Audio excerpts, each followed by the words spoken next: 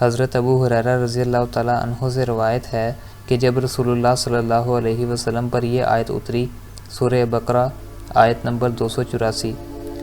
ترجمہ: آسمانوں اور زمینوں جو کچھ میں ہے اللہ ہی کا ہے، اور تمہارے دلوں میں جو کچھ ہے اسے ظاہر کرو یا چھپاؤ، اللہ تعالیٰ اس پر تمہارا محاسبہ کرے گا، پھر جسے چاہے گا بخش دے گا اور جسے چاہے گا عذاب دے گا، اور اللہ ہر چیز پر قادر ہے۔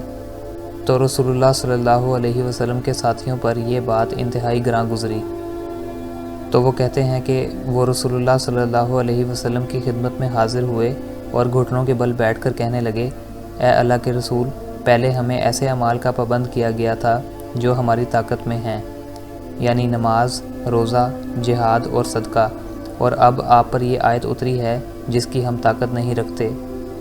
رسول اللہ صلی اللہ علیہ وسلم نے فرمایا، کیا تم وہی بات کہنا چاہتے ہو جو تم سے پہلے دونوں اہل کتاب نے کہی، ہم نے سنا اور نافرمانی کی، بلکہ تم کہو ہم نے سنا اور اطاعت کی، اے ہمارے رب، تیری بخشش چاہتے ہیں اور تیری ہی طرف لوٹنا ہے۔ جب صحابہ یہ الفاظ دہرانے لگے اور ان کی زبانیں ان الفاظ پر رواں ہو گئیں تو اس کے بعد اللہ تعالیٰ نے یہ آیت اتاری۔ سورہ بقرہ آیت نمبر 285۔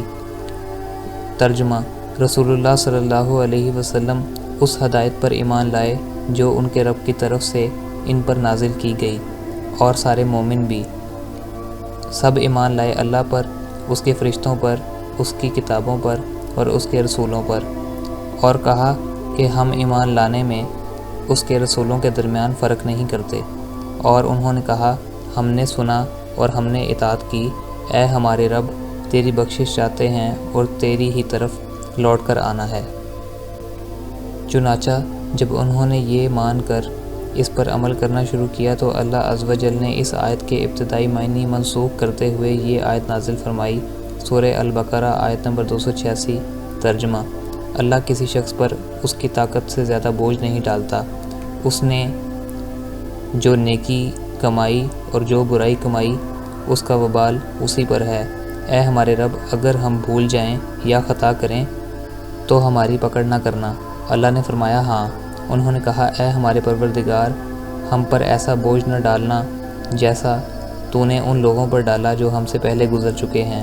اللہ نے فرمایا، ہاں۔ پھر کہا، اے ہمارے رب، ہم سے وہ چیز نہ اٹھوا جس کے اٹھانے کی طاقت ہم میں نہیں۔ اللہ نے فرمایا، ہاں۔ پھر کہا، اور ہم سے درگزر فرما اور ہمیں بخش دے اور ہم پر مہربانی فرما، تو ہی ہمارا کارساز ہے، بس کافروں کے مقابلے میں ہماری مدد فرما۔ صحیح مسلم حدیث نمبر 329۔